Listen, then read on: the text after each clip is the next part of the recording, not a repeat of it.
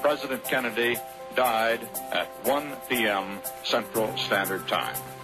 We regard the agreement signed last night and the Anglo-German naval agreement as symbolic of the desire of our two peoples never to go to war with one another again. Houston, we've had a problem. Good evening, and welcome to Today in History. I'm Matt Datillo. Today is March 26th, 2010, and this is episode 435. Well, life has kind of stepped in the way and kept me out of podcasting for the past couple days. I certainly apologize for my absence. That puts me about a full week behind now on the 500 for 5 quest. Whether I can make that time up between now and May 16th remains to be seen. For those of you who don't know what I'm talking about, I would ask you to refer back to episode 419 for the full details. Today in 1920, F. Scott Fitzgerald's novel This Side of Paradise was published. The book launched his career as a writer and celebrity both in the United States and in Europe during the 1920s and early 30s. Today, F. Scott Fitzgerald is considered one of the greatest American writers of the 20th century. His works have helped define the Lost Generation, the generation who fought in the First World War, for all those of us who came after him. Born in St. Paul, Minnesota in 1896, Fitzgerald was named after his famous distant relative Francis Scott Key. After attending various private schools, Fitzgerald entered Princeton University in 1913. When the United States entered World War I in 1917, he quit school and enlisted in the Army. It was during officers' training at Camp Sheridan in Alabama that Fitzgerald met Zelda Sayer. Zelda was from a wealthy and well-connected family, something to which young Fitzgerald aspired. The war ended before he could be sent overseas, and the two were soon engaged. Fitzgerald moved to New York City alone to set up a life for himself and his betrothed. He worked in advertising and wrote short stories, but his efforts were not enough to convince Zelda that the couple could live the kind of life to which she had become accustomed. She broke off their engagement, which sent Fitzgerald packing back to his parents' house in Minnesota. Back home, the young writer began to revise a novel he had written during the war entitled The Romantic Egotist. After much work, he renamed the book This Side of Paradise. It was accepted by Scribner's and first published in March 1920. Zelda, evidently deciding that Fitzgerald showed promise after all, came back to him. The two were married a week later and had their first and only child, a daughter, in 1921. During the rest of the 1920s, Fitzgerald wrote many short stories, but only two more novels, The Beautiful and Damned and The Great Gatsby.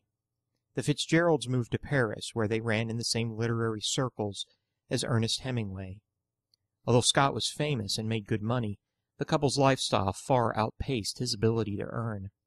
They were constantly in deep debt, a condition that required continual loans from Scott's literary agent and editor. Zelda was diagnosed with schizophrenia in 1930, a condition that led her to be hospitalized in Baltimore, Maryland in 1932. While living nearby, Scott wrote his fourth novel, Tender is the Night, about a young psychiatrist and his wife. Zelda would spend the rest of her life in and out of mental institutions. Scott spent the second half of the 1930s in Hollywood doing various writing jobs. He also began to work on his fifth novel, The Love of the Last Tycoon. The Fitzgeralds were separated by this point. Zelda was hospitalized on the East Coast, and Scott was living with his mistress in California. Scott's drinking, a problem since his college days, spun out of control. He had 2 heart attacks in 1940. He died the day after the second one on December 21st, 1940. He was only 44 years old. Zelda lived another 8 years, dying in a mental institution fire in Asheville, North Carolina in 1948. Scott never finished his last novel, although it was eventually published using notes and outlines he left behind.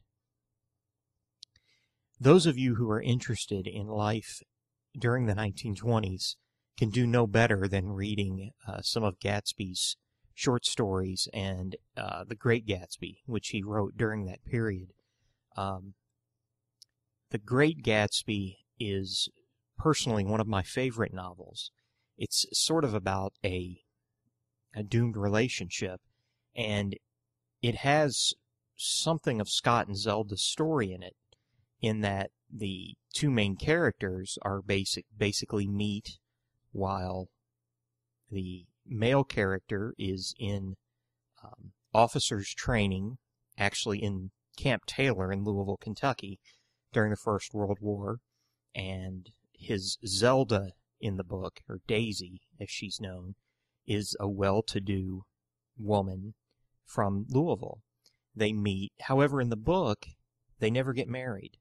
Daisy goes on and marries someone else, and Jay Gatsby spends the rest of his life basically trying to become what he thought Daisy would want. And I've always wondered if maybe Fitzgerald saw himself as the man who spent so much of his life chasing after someone, or chasing after a dream that someone else had dreamed up for him. Of course, we'll never know, but it certainly is an interesting topic of conversation. There's also one of his short stories, two of them, actually, that I recommend. One is called Winter Dreams, about a young man who falls in love and years later learns about the fate of the woman that he fell in love with and never really fell out of love with, until one day when he suddenly learns the devastating truth. And the second one is The Diamond as Big as the Ritz, which is a short story, pretty fanciful stuff, about a young man who spends one of his high school summers visiting a friend of his in Montana in an unbelievable place, and the trouble that follows. Well, I could go on about this all night, but that's it for the history. If you'd like to get in touch with me, please feel free to do so. My email address is mattstodayinhistory@gmail.com. You'll find a transcript of this and previous episodes of this podcast at mattstodayinhistory.com, along with our donation link, which serves two purposes. One, if you're interested in donating to the show, which is always appreciated. And two, if you're interested in ordering a DVD of past episodes. The cost for the DVD is $20 U.S. in the lower 48 United States and $25 U.S. everywhere else. You can find me on Facebook. Just do a search for Matt Dattilo. That's MattDattilo. I'm the Matt Dattilo who's in the Louisville, Kentucky network. Thank you very much for staying subscribed, and have a good evening. We'll talk again soon.